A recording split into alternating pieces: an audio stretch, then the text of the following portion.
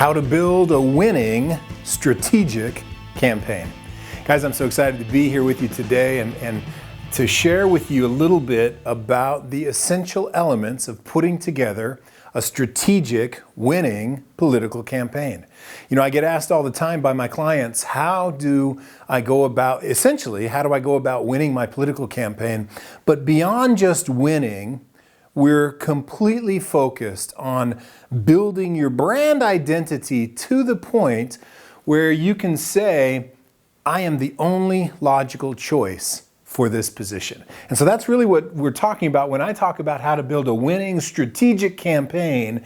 That's what I mean by strategic, where it positions you within the district, positions you within the marketplace as the logical choice for that position that you desire.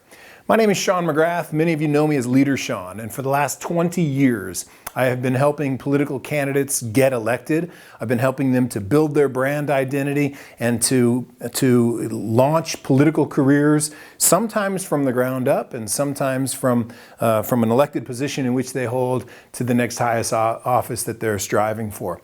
And it's been a real opportunity and a pleasure for me to be able to spend quality time with some wonderful, wonderful people. I've been blessed to be able to work literally from the grassroots, the smallest, the most local campaign, all the way up to a campaign for presidency in 1996. And so I've been able to really span the political spectrum and be involved at a critical level, at a decision-making level, at all of those levels of campaigns. So I'm excited in my position as a trainer, as a strategic advisor, to be able to teach what I know to people to help them get elected. That's what I'm super excited about, and that's why I'm excited for you, because you're about to get the Building a Winning Strategic Campaign video series that we're making available for the first time ever. And it comes right off of my book, How to Win. In 2010, I published a book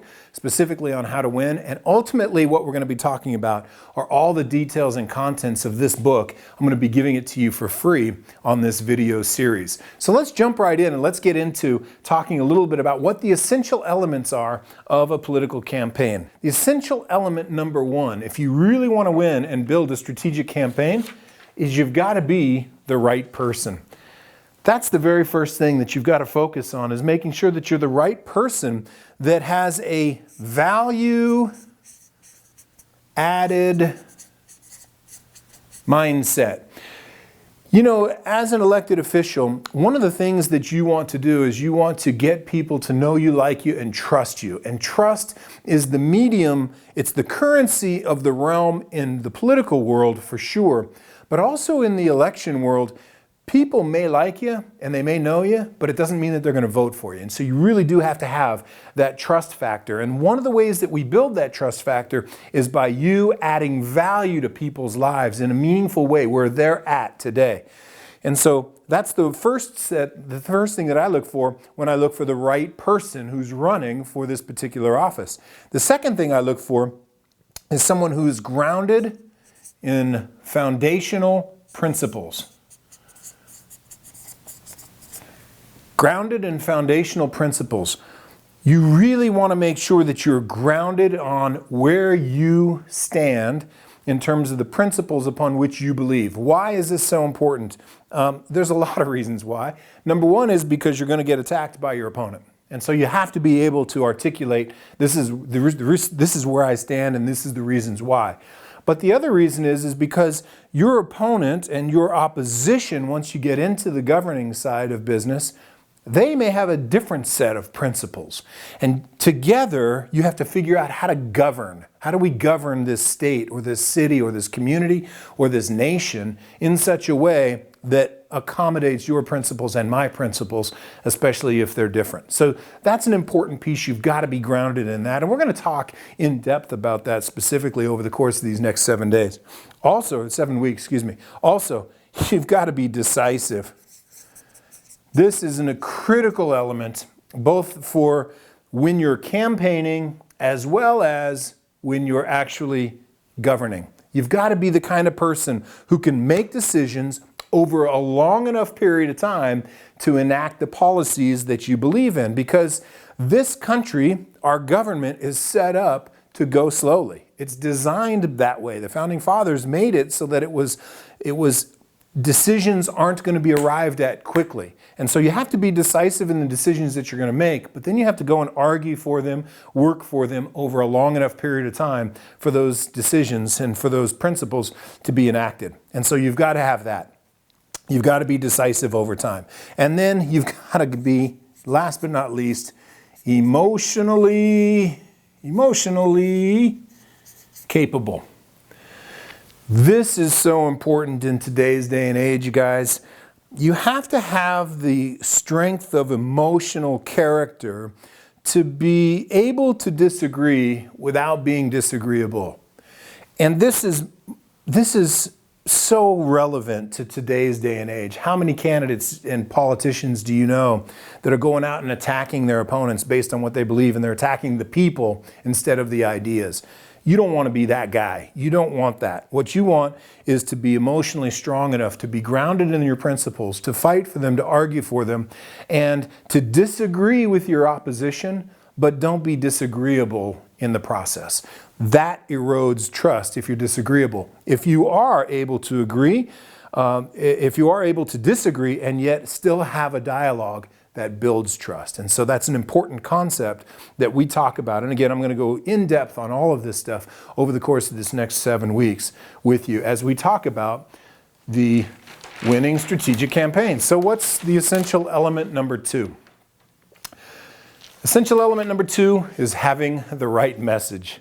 Guys, this is super important, and there's some things that we do one-on-one to make sure that your message matches the marketplace. Important concept. What we look at here is what we call an ICE formula. And here we look at the incumbent, we look at the challenger, and then we looked at the electorate. What we want to do as we begin the process of identifying your message is we want to look and see if you're the incumbent, where do you stand on various issues as it relates to your electorate and as it relates to the challenger candidate that's coming against you. If you're the challenger, we do the opposite. Where does our message fit in contrast to the incumbent, and how does that match the mood and or the identity of the electorate, the people that we're asking to vote for us? And so this is where we begin the research phase. We begin the research on the incumbent, we begin the research on the challenger, and we begin doing research on the electorate itself. And the way we do that is, like I said, if I'm the candidate, or if my client, for example, is the incumbent, then we do research on how has the votes been previous to now, how is his most recent votes. We'll go historical too, by the way. I want to find out, have we been consistent in our voting? Has it matched our message during our campaigning, etc.? And is it still consistent with where the majority of people in our electorate fall? If that's the case, then we've still got a good message match and we can run with our messaging that we've done in the past. If we're a challenger candidate, then what we do is we do the same thing. We do our opposition research and we identify their weaknesses, their strengths, and then we figure out our message as a contrast to their strengths and their weaknesses. Again, making sure that it fits with the electorate. So this process of ICE, of researching the incumbent, the challenger, and the electorate will help us in identifying the right message, the message that will stick, the message that will ultimately encourage people to come on board our campaign and vote for us on election day. So that's really what we're looking for. And the very first question that every single person is going to ask you is this, and you have to be able to answer this intelligently and consistently over time. Why are you running? That's what people want to know. Why are you running? Why should I vote for you? Why, if you're a challenger challenging an incumbent, why should we vote for you and throw the incumbent out? What are you going to do for me is ultimately what the electorate is asking. And you have to be able to stand on the principles that you believe and articulate and answer this reason. Why are you running?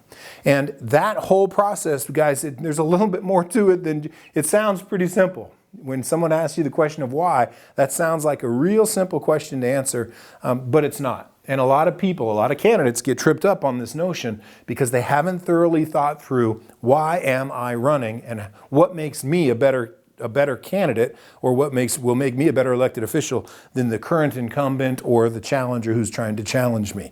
And so if you think through this and you really come up with a compelling why, then of course you're going to appeal to the electorate. So let's talk about the things that you need in order to really answer this well. Number one is you want to carve out what I call your USP, your unique strategic position inside the electorate. So what is your unique? That's unique strategic position inside your district. You know, a unique strategic position, if you're in business, you've heard of USP, unique selling proposition. Then there's gone on to various takes on that now. But what that means is what makes you different than anybody else that's running for this position? What makes you uniquely qualified to serve? What makes you uniquely qualified to represent this community and these people? What is it that strategically positions you differently than all the other people that are running for this race? So this last time around, I had one of my clients was a congressional candidate, and it was an open seat. And therefore we had, I think there were 11 people running, all told, on both sides of the aisle for this position for Congress. And so one of the very first things that we did with this client is we sat down when he finally hired me on, easy for me to say. The first thing I did is, of course, we started doing our research on all of our opposition. There wasn't an incumbent, but there were some people who had some experience. And one of them was sort of running as if he were the incumbent, which was a good strategic position for him.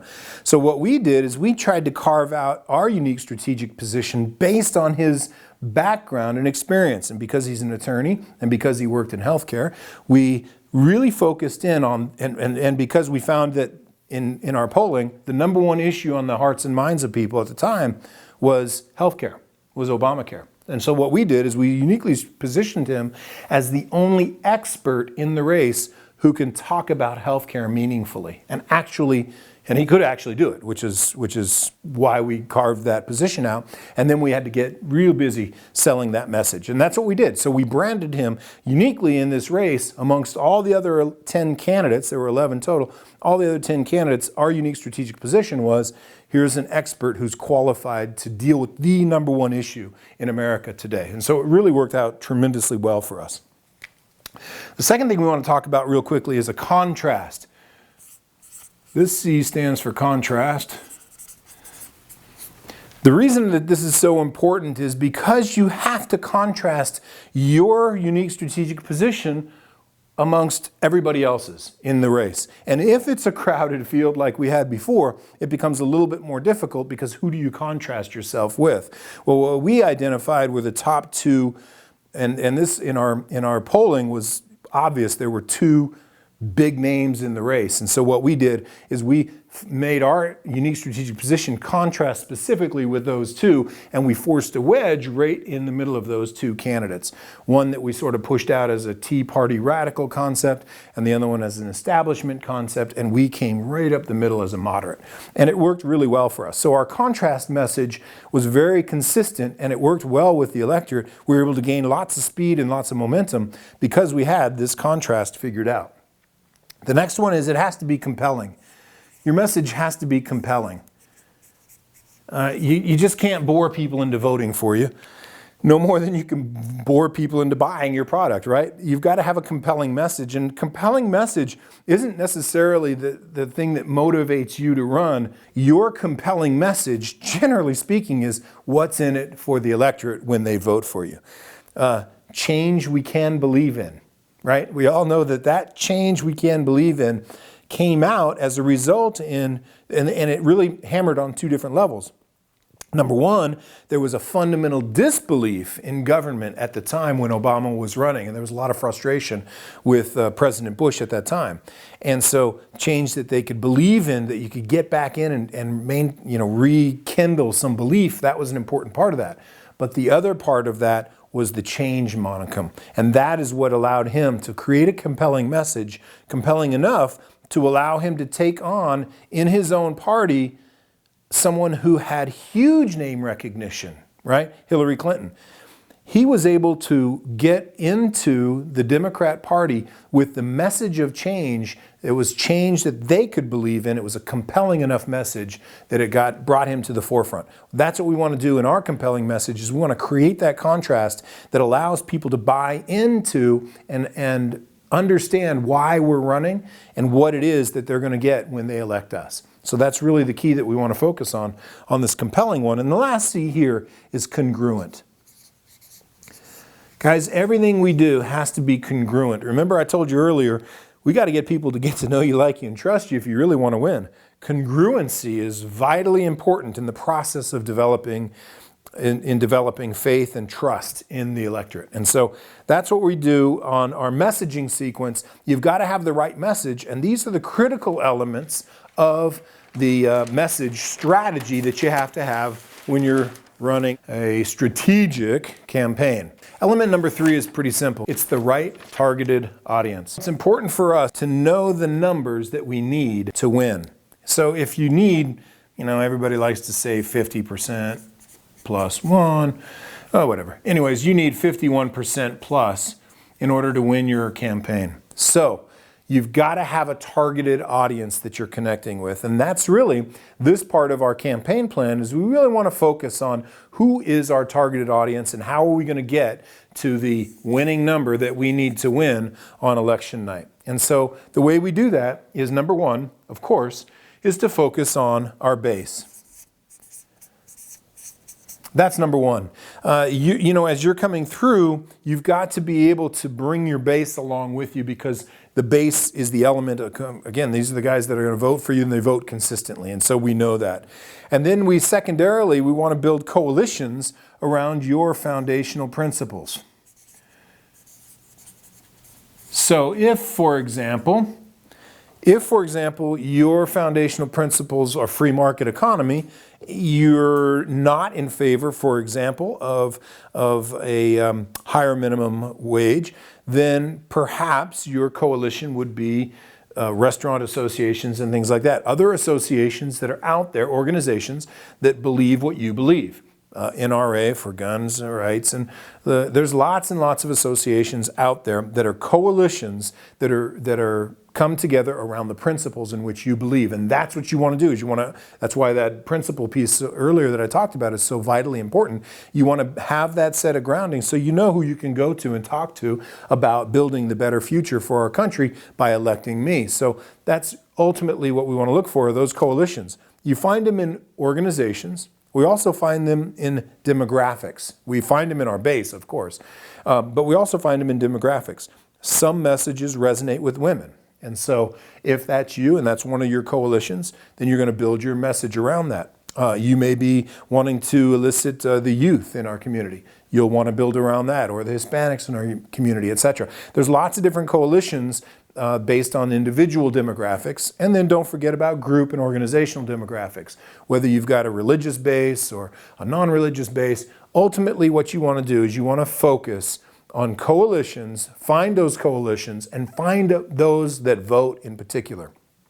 And ultimately what we want to do is break it down. That's what the BID stands for. We want to break it down. We want to go, I'm going to use as an example here a congressional district because it's easiest for me to break down.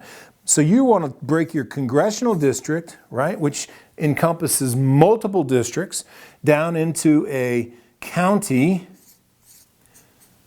and then county down into precincts. And once you've done that, once you've broken down the district in which you're running for elected office, and again, I'm going to use the example of, let's just say you're running for Congress, you would break it down into the multiple counties that this congressional district represents, and then you'd break the county down into precincts. And what we're looking for is the number of expected voter turnout, number of expected voter turnout based on previous elections. This number is a very specific number, and so we do our research, we go back and we find out exactly how many people in each precinct turned out to vote. If you are in a state where you have Republican, Democrat, Independent, that's even better because you can identify exactly how many Republicans or Democrats or Independents are in that precinct, allowing you to have a very specific number in terms of targeted voters. But the second one thing we need to look for is exactly how many votes needed to win from each of these precincts. Oh, that's an N, y'all, to win. So we need to know the number expected voter turnout and the number needed to get to the 50 plus 1%. If these numbers are right, then that becomes the numbers. Now that helps give us some idea of what do we do on a consistent basis, on a day-to-day basis, to get out there and get the message out to the people that we need to get it to in order to turn out and get the votes on election night.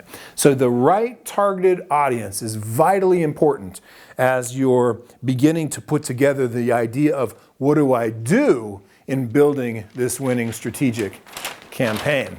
And that, of course, brings us up to the very next one.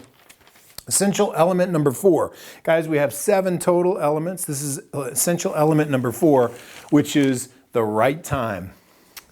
Timing is so important in politics.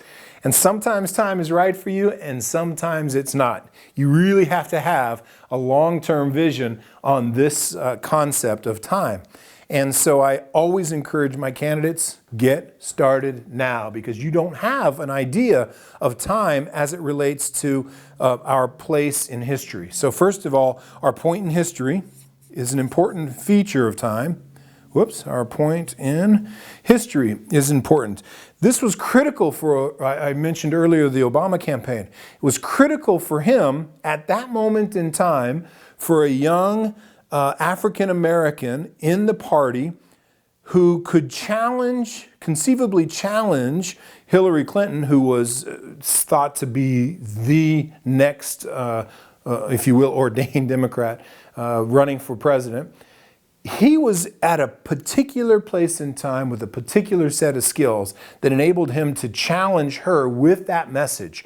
And so for him, it worked out extraordinarily well. This is important, guys, because you're going to get challenged as to why you're running, both internally and externally, and you want to have a real solid foundation within your core that says, I know it's my time, I know I've developed the skill sets for me, and I know that I'm ready to make this happen. The second one is time as it relates to the point in our election timeline. This is the other piece of time that we have to look at. And I'm going to break this down for you real quick. Our point in the election timeline. Here, X, let this X represent election night.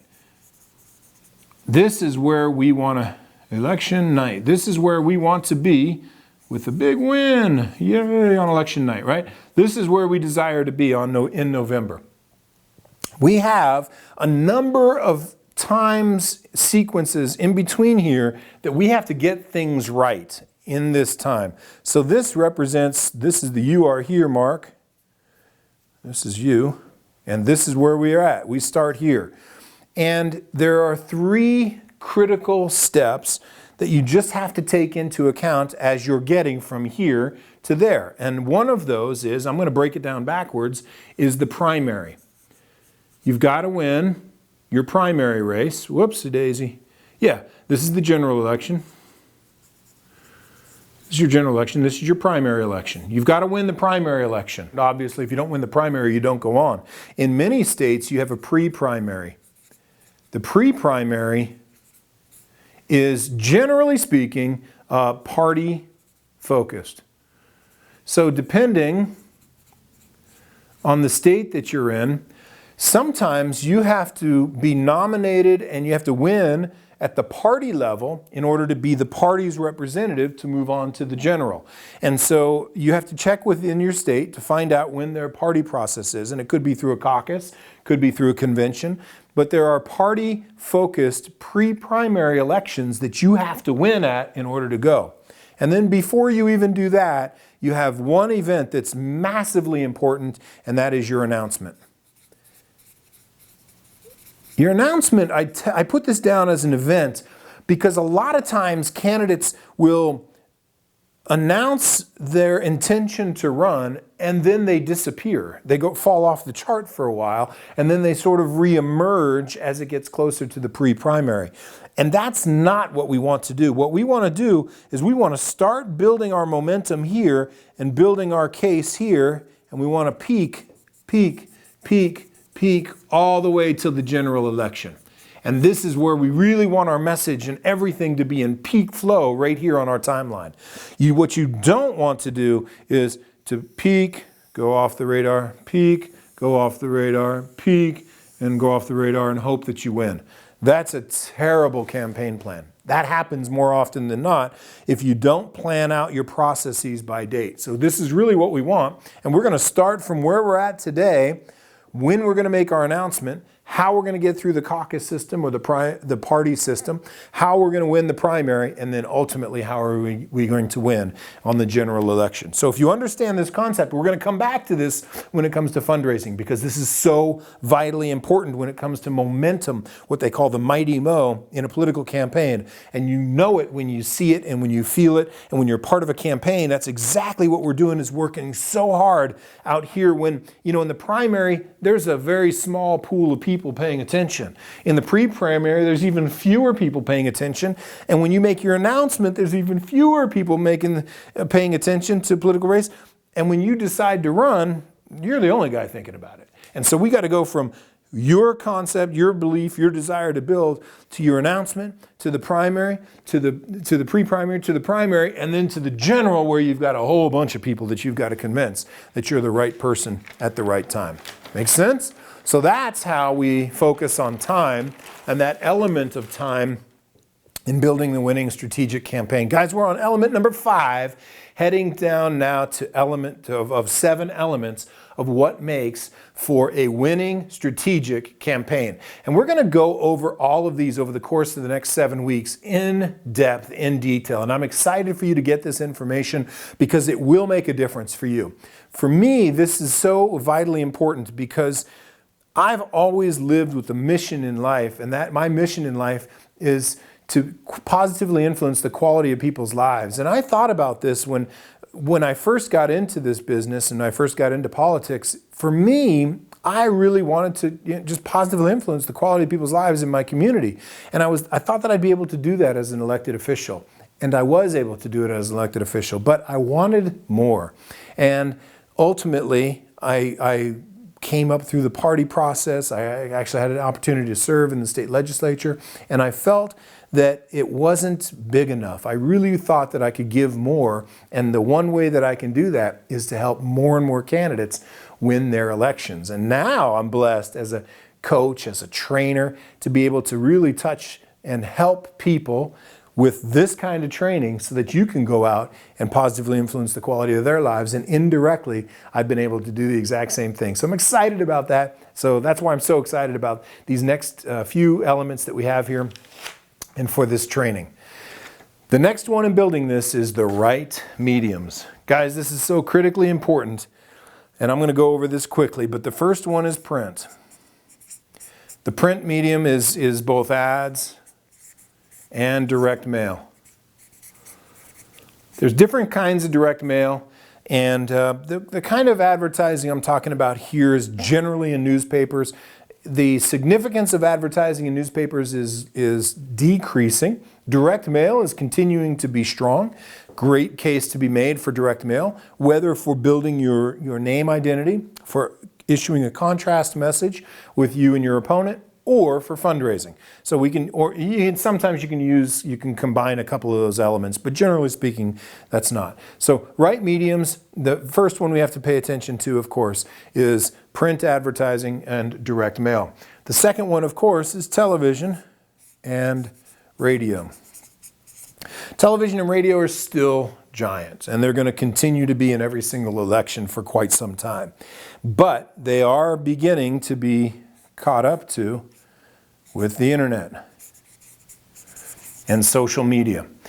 The difference in social media for us and a non-politician is that you can get into a lot of trouble in social media. And so you really have to make sure that this is planned out and it's done properly. But when you do this, there are some benefits to running a powerful internet campaign online and in the use or through the use of social media.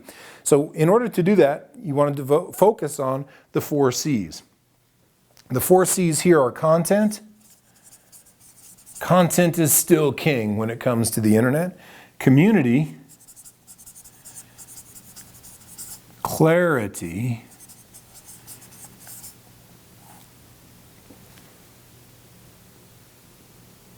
I'm going to give you a good pause there so you know. And connectivity. Let me go through those real quickly. Number 1, obviously, content is king. You've got to be able to articulate reasons why you're running and what you stand for in contrast to your opponent. But the second thing that the internet allows you to do is to build a coalition, a community around people who believe what you believe. And so you really want to add the element of community into that, and clarity is vitally important as well. And clarity, I mean, you've got to be clear and concise in the messages that you send out.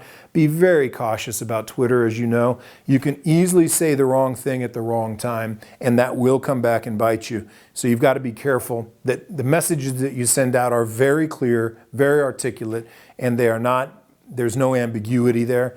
And then last but not least, connectivity. You really have an opportunity on the internet to connect and bond with people in a way that really makes you knowable, likable, and trustable, vote worthy. And so the internet is just such a powerful medium. Social media is just the way to go. There's a lot of tools out there to help you make this happen and to do it easily and efficiently. But again, you just have to understand as the candidate how important it is that the messages that are going out there, because of the nature of especially of Twitter, which is a constant source, you have to be very cautious in the messages that go out, that you're clear and concise, and that you're ultimately focused on building connectivity, building your content, and of course, building your community.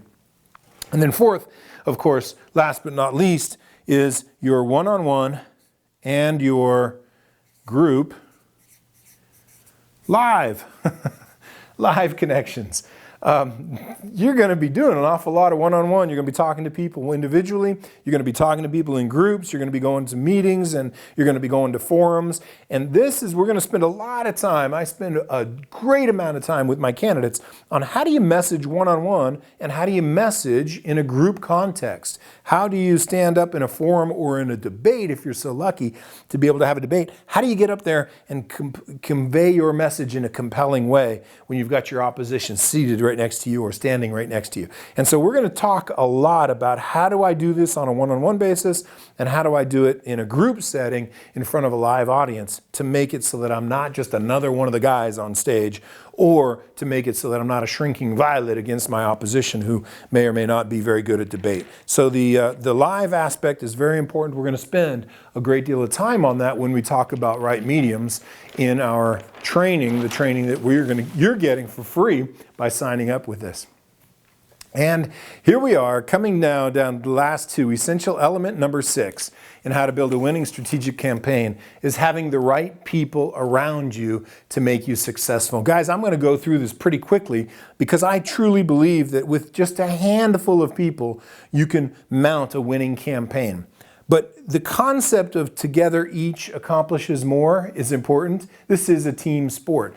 Politics and fundraising are team sports. You don't do it alone. No one goes at it alone and wins successfully. And here's what your organizational structure will essentially look like. It'll get bigger than this. And this is for the corporate folks who sort of have this notion of show me what the org chart looks like. Campaigns are much messier than traditional businesses, but this is one way that will help you visualize what your campaign will look like. Of course, The highest authority in any campaign is you, the candidate. And so you are the ultimate decision. You're the ultimate on the hierarchy chain. You're the guy who's going to be the vote getter. You're the guy who's the fundraiser. You're the guy whose name is on the line at the end of the day. And so you are the ultimate authority in your own campaign, of course. But secondary to that is your campaign manager. You've got to have someone who's good, who's got some hustle, who's willing to get out there and work just as hard as you're working to make sure that your message is getting out there, to make sure that your campaign is organized, coalesced around the principles that you want it to be around. And of course, you want someone to assist you with your fundraising. This is a critically important piece. Now, a lot of people outsource. There's a lot of consultants that you can plug into to assist you with the fundraising, but you want a fundraising chair that can help you in your fundraising efforts. Candidate is number one in raising money, period. The fundraising campaign chair is number two, generally speaking. They're generally the people who will help you secondarily to pull in those dollars. You want someone who is going to be your communications director.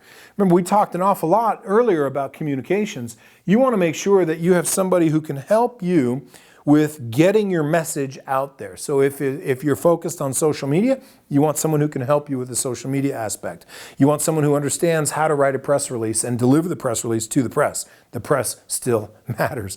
And so you want to be able to focus, you want someone who can help you do this. The other thing that your communications director will help you with is helping you to organize when and where community events are taking place and getting you scheduled for those community events. Now, that might be your campaign manager too, but ultimately your communications director should have a beat of what's going on. Where are the parades? Where are the community forums? Where are the events that are taking place in my community where the candidate should show up and make a presence? That's exactly what your communications director can do, and or your field coordinator. Your field coordinator is another one that, again, an important part of a campaign, especially if you're local, is going door to door and connecting with people. And so we want someone who will help coordinate volunteers, maybe get some kids to help you on that, maybe do a literature drop at people's door. So a field coordinator is perfect for that. And then the last but not least is a strategic advisor. And this is a little shameless plug here. This is what I do. Guys, a strategic advisor is vitally important in building and mounting a winning strategic campaign in today's day and age. And a lot of times, interestingly enough, incumbents will have a slew of coordinators and, advisors, and sometimes they'll hire a strategic advisor not because they necessarily need another one on their team, but to keep that strategic advisor from joining any other campaign. I've seen that happen an awful lot as well. I particularly don't like to do that. I like to work with candidates that I believe in, but I've seen it happen a lot where somebody who's an elected official will buy up a whole bunch of strategic advisors and they've got them locked in. That's okay, that works too. But a strategic advisor is someone who can give a higher perspective of what's taking place inside the campaign itself. Help you with your messaging, help you with identifying resources and tools to help you. And that's exactly what we do here. So I'm not going to belabor this too long, but this is an important part of your cabinet, important part of your team as you're moving forward and being successful, is having the right strategic advisors to help you with the various aspects of this. And it could be in media, could be in fundraising, could be in messaging, and pretty much could be in any one of the essential elements. You have different strategic advisors who can assist you in those, and or someone like me who's somewhat of a generalist, although I typically help with this, with fundraising and, of course, messaging, communications. Those are my two strong suits.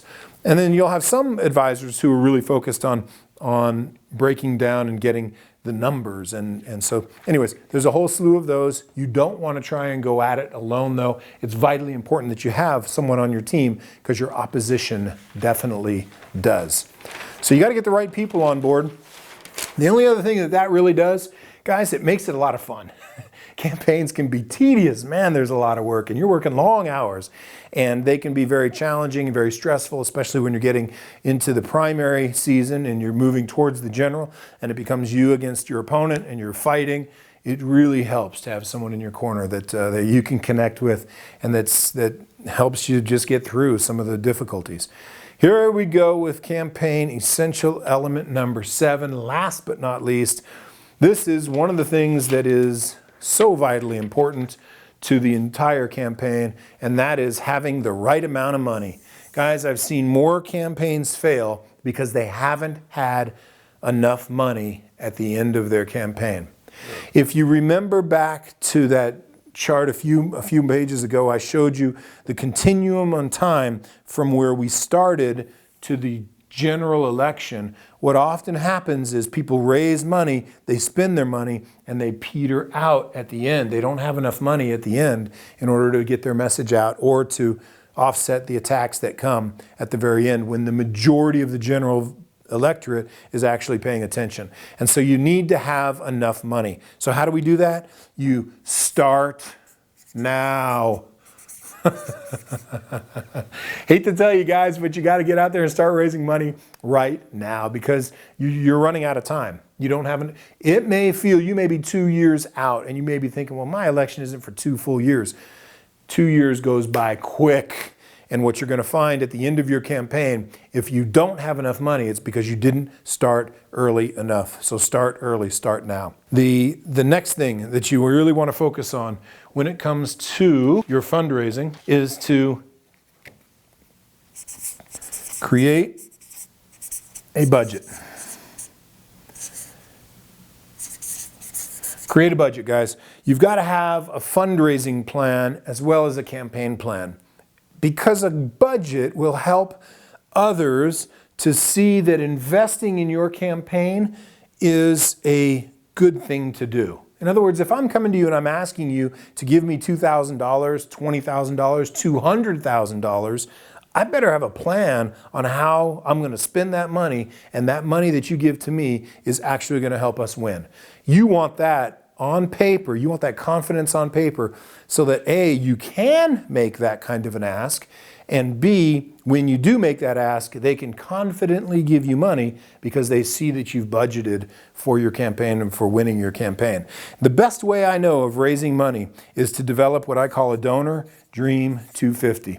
Your Donor Dream 250, I've written an entire book on this. We spend an entire day at the Pathways to Power training seminar. We spend the good part of an entire day on fundraising, and a huge portion of that is on the nuances of the Donor Dream 250. But in short, here I just want to let you know, Donor Dream 250 does two things. It strategically positions you in front of the 250 people that are most influential in your district, and it helps you to forge a winning campaign by raising money with those 250 people. And so that's a critically important piece of this whole process. And we're going to talk a little bit about this, like I said, in week number 7 of this strategic winning campaign series, and you're going to have access to that. But this is an important piece. If you have 250 people who give to your race, and this isn't nothing set in stone in politics, but it's going to be pretty hard to beat you if you've got 250 people that have given to you individually. Now listen, if you're running for president, you're going to need to multiply that times 10. But I'm talking about a city council race, a commissioner race, even a state legislative or a committee race. 250 donors with the right donors, and you're well on your way to successfully running. And last but not least is events. Events. I'll just leave it there. There's two kind of events you really want to focus on. You want to do some online events and some offline events. Events are great because they allow people to come together. Everybody loves to come together, whether it's for dinner or for lunch or for breakfast. We do a lot of breakfast events. Those are what we call offline events. But then you also see very successfully as over time, now you're not going to do this initially, but over time you're going to build up your base online, and you're going to be able to do things like what we call a money bomb. President Obama and Ron Paul were two of the guys that first started doing money bombs 8 years ago, or 6 years ago, and it has been phenomenal. They've raised a lot of money online using event-focused money bombs, and you'll be able to do that too as you build up your base. So there it is, guys. This is number 7, the right amount of money. Thank you for coming out and spending some time, and I look forward to making sure that you get all of these videos and that over the course of these next 7 weeks, you and I have an opportunity to really get in depth on some of these issues. And I also want to encourage you and invite you to, if you haven't yet, get your name and put your email address and put it in wherever it is. If the doohickey's down below, enter your name and email address so that you can get access to these important strategic video series that we're putting together for you. And I'm just excited to hear from you about your A, campaign, and B, if you've gotten some value out of this, I'd sure love to have you tell me down below. Plug in and let's build a little community here. Let me hear from you. And also what I'd like to hear from you is some questions that you may have. So if you've got some specific questions that somehow I may have forgotten or missed on this, by all means, put them down below and we'll make sure that you get that. So this is leadersean saying again, thank you for your time, and I look forward to seeing you in our next video.